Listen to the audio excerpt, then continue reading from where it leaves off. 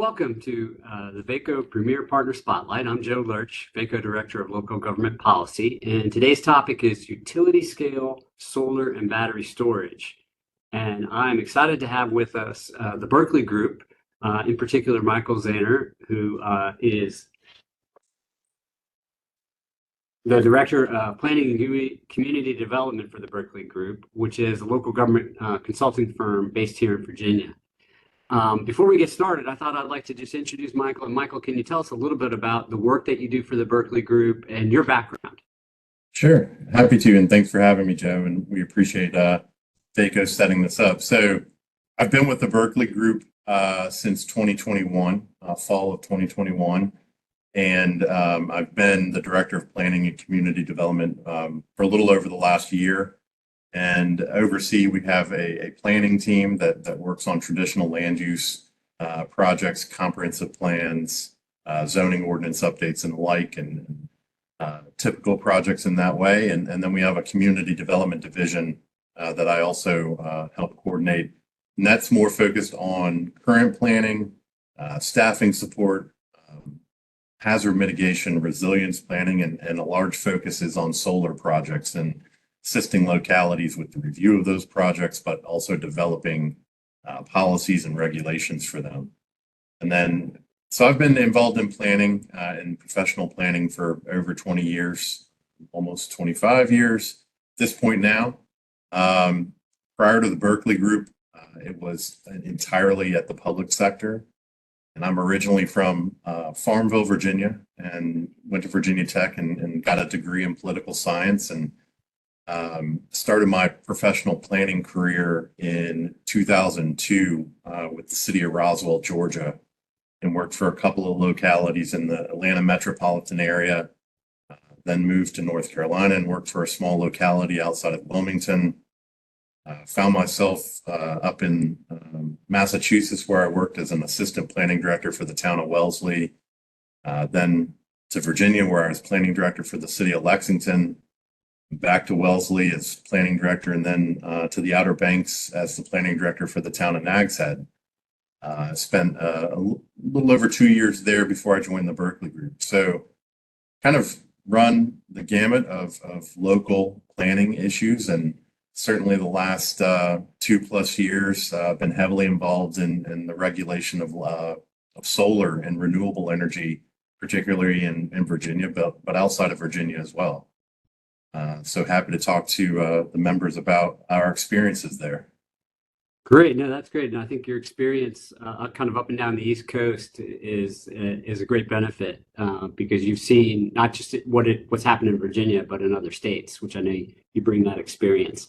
So really the first part here, we're going to kind of set the stage on how we can help VACO members in the counties kind of navigate the land use challenges and opportunities as it relates to utility scale solar. So my first question, what can you tell our members about what you are seeing in terms of utility scale solar industry in Virginia and how that impacts land use, particularly in more rural locations and counties? Yeah, so I would say, like I explained, joining the Berkley Group in the fall of 2021, I think, and really beginning my involvement with utility scale solar regulation, it's been fairly consistent in terms of the activity and number of projects that we've seen at the local level. And of course, at this time, with the clients that we're working with at this point, they've seen multiple projects. And I think we're also beginning to see more projects that have integrated battery energy storage, individual battery energy storage projects for battery energy storage that are separate from a solar facility. And we're also beginning to see individual transmission line extension and improvement projects that in some cases do have a relation to utility scale solar development, but may have some relation to other development occurring locally or in a regional area. We are also beginning to see some smaller projects with our local clients, those that are less than 10 megawatts in size. And while they're still considered utility scale projects in terms of the local land use, these are commonly termed as community or shared solar projects because they may have some relation or likely have a relation to Dominion's community or shared solar program.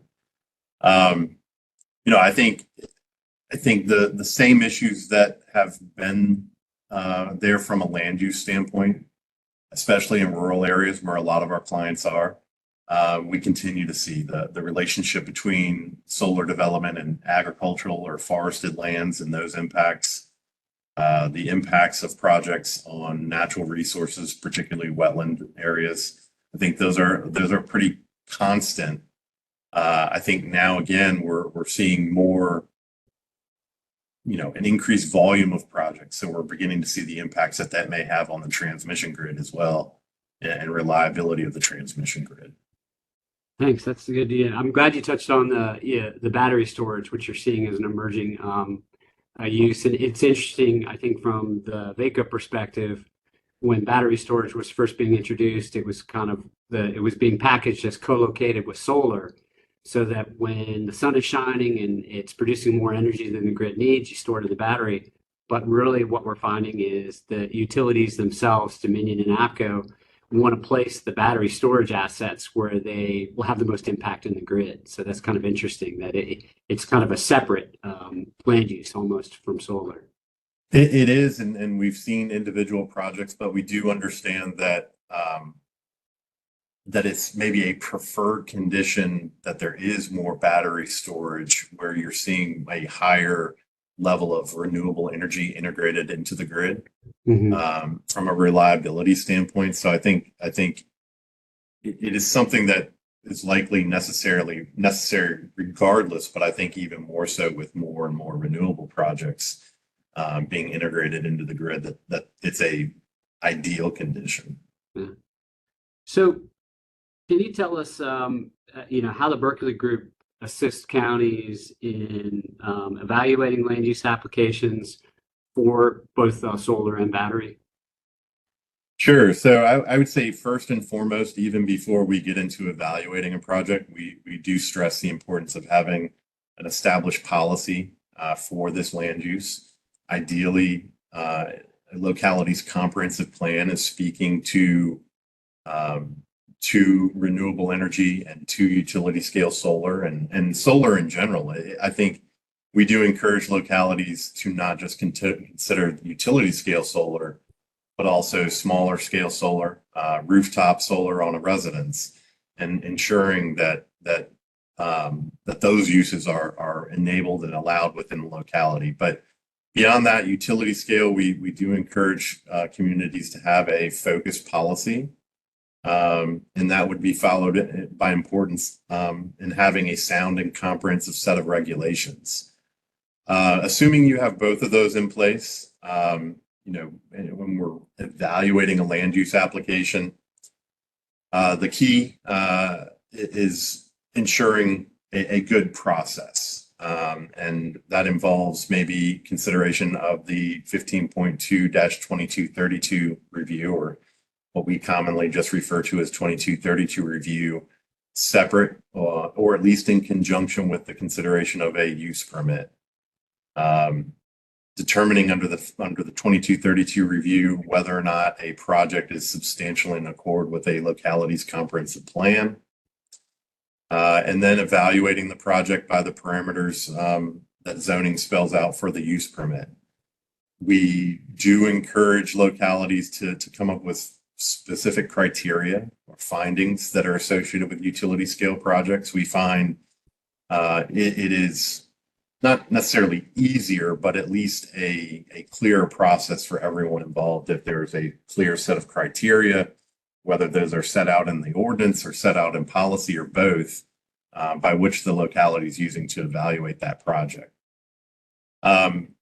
So we commonly will do a completeness and compliance review where, on application intake, have they submitted everything that they're required to submit? Does the project comply with all of the regulations? We advise localities not to forward applications on for review that are not compliant. And we do see it on occasion where an application comes in and a locality feels like they're obliged just to forward that on to the public process through their planning commission and board or council, even though it may not meet their regulations, and that they leave that as something to be resolved by the commission's review or the board's review. There are some local regulations that allow for that flexibility, others that do not. But I think regardless of whether that is something that you can do, whether an applicant can forward an application on that can have deviations from the regulations, the application needs to be clear and spell out that they are seeking those kind of waivers or flexibility. Once we have completed that review of completeness and compliance, we commonly work with the locality to develop a staff report, whether that's just for the 2232 review or for the use permit, and in conjunction with the use permit, recommended conditions. And we work with the locality staff to develop those. Commonly, we'll present to a planning commission, be available in any case to help the planning commission answer any questions that they may have, and then also do the same for a board of supervisors or council when those applications come through. Some communities do ask us to help with siting agreements and reviewing those and reviewing the financials associated with those and any additional conditions that may be associated with the siting agreement. Not every locality uses all of those services, and some of them certainly do, but we like to be prepared to help localities however they need. Great, thanks. I think what you really laid out is kind of best practices that you employ in working with your clients in the counties. As this has been an emerging use, and as we've kind of watched it at VACO, it's really we're about almost 8 to 10 years in now on this as an emergent land use in Virginia. What do you think are some of the things that you all have learned along the way with your counties that have changed the way you do things? Sure, and I would tell you, and you hit on this, certainly part of our recommended best practices is heavily focused on process, ensuring that a locality is administering a well thought out process and that we can do whatever we need to do to help them support that. And there are certainly some localities that we just are involved in developing a policy, helping them update their ordinances, and then leaving it to them. But we want to make sure that the ordinance is as explicit as possible with respect to the application requirements and the process that application will go through. In terms of design factors, we certainly work with localities to take the time to evaluate where these facilities should go, where they're ideally located in the community, what are the competing land use interests that may impact that location or the design, size, scale of projects, what design factors should be incorporated and what design factors are less than ideal as part of projects. A lot of it is focused on the suitability of the land use once fully developed and operating. But I think the biggest thing that we have seen is the importance of considering the construction stages. It's one thing to see a finished project that's fully stabilized, absent maybe visual impacts, it may not have a lot of land use impacts. If it's sufficiently sited and buffered and screened, it may not have many impacts once in operation. But a lot of the challenges that we do see and a lot of the problems that we've heard about with projects have occurred during the construction stages. We certainly look at impacts to roadways associated with construction, certainly impacts to wetlands and stormwater conditions and erosion and sediment control conditions, and trying to mitigate for those during construction phases.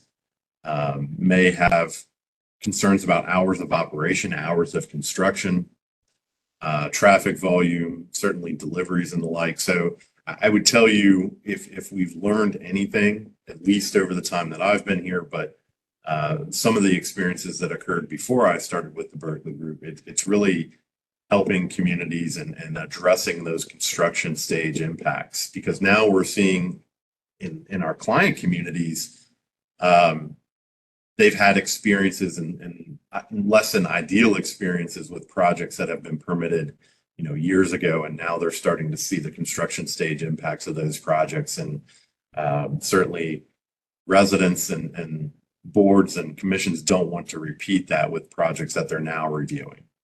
That's great. I think you hit on one thing that we've heard about here at VACO, which is those impacts you don't think about during the construction phase, particularly stormwater and erosion that can affect downstream property owners. We've seen examples of that. The one on the roads is fascinating to me, which is we know of one case where a large facility in the western part of one county, to access it, the trucks bringing in all the materials, to put it in place, they came through the neighboring county, and the secondary roads were not built to handle that much heavy traffic, particularly over a repeated, period of weeks to months.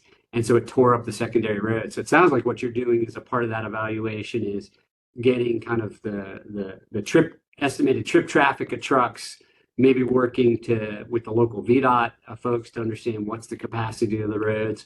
And maybe that gets factored into some of the host siding agreement. Is that some of the stuff that you look at?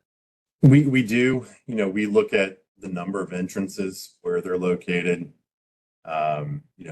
whether entrances are going to be used exclusively for operations or for construction or both. But you're right. I mean, especially in these rural localities and that are seeing a lot of project activity, a lot of these sites are accessed from very minimal roads, rural roads and rural highways that aren't used to carrying this amount of traffic. Maybe, they have a lot of logging truck traffic, but then in some cases, you're going to now be combining,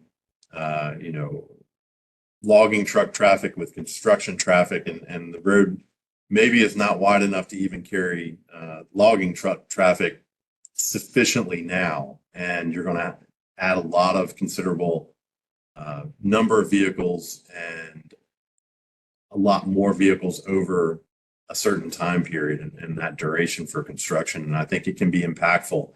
We look at, in terms of recommending conditions, pre-surveys of roadways to determine existing conditions, to ensure that those roadways are put back to existing conditions or better once a project is completed, once the construction phase is completed. Certainly encouraging localities to make sure that VDOT is aware of the project and the impacts and the potential impacts of the project, making sure that there is a commitment as part of conditions that roadways have to be, that impacts to roadways, damages during construction have to be repaired at that time, and also ensuring that there's a bond in place or surety in place for repairs either during construction or after construction. So it is something that we really are encouraging localities to look into, not just that, but also coordination with public safety in terms of managing deliveries. And but it even goes beyond that. Where is parking? For employees, those laborers that are working to develop and construct these facilities, where's staging for equipment and materials. So it's really something we strongly encourage localities to consider when they're permitting these projects. That's great. So I think we've really laid the groundwork of the kind of work that you do, and we could probably spend another 30 minutes in the details and complexities. So what I'm excited about, and we're going to do this in part 2, is look at the legislative and regulatory framework for approving applications in Virginia. Sure. Great. Thank you.